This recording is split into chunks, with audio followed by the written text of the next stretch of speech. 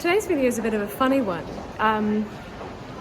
I guess the thing that's been on my mind today has been how much stage management is full of decision making that happens often in crisis without clear guidelines or precedent, and how courageous we have to be often. Often we are the person that gets turned to solve a problem in crisis, to give advice about what to do next, particularly in a company where you don't have all of those hierarchical steps above you, like a company manager who's on the ground to represent the producer, or you might have, in our case, there's multiple creatives who have stakes that need to be considered.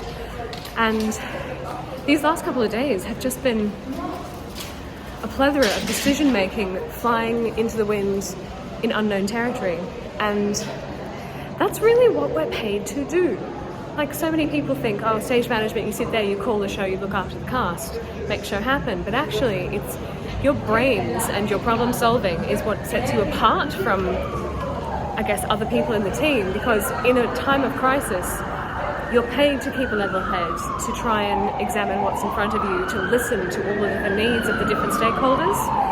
And sometimes, oh, that's a big siren. And sometimes those stakeholders have completely different interests. So a producer will always want a show to go ahead. A performer who is injured or feeling under the weather is really, thinking about their career. Do they want to be seen that day? Do they want to be thought of as a hero? Do they want to get the money in the bank? Do they have to go home and look after people who are ill, or do they have obligations outside of the theatre that need to be met? And so you do ride that line between not pleasing everybody, but trying to find the just and fair path, to find what's right to do. And it's been very interesting these last couple of days with the scenarios of different illnesses, different reasons that people can't be in the theatre, different covers being rehearsed, and the process of doing that when the company is not designed to have, 10 people completely covered and understudied. It's sort of like a band-aid system where we've got the ability to fix things with enough notice, but life isn't like that all the time.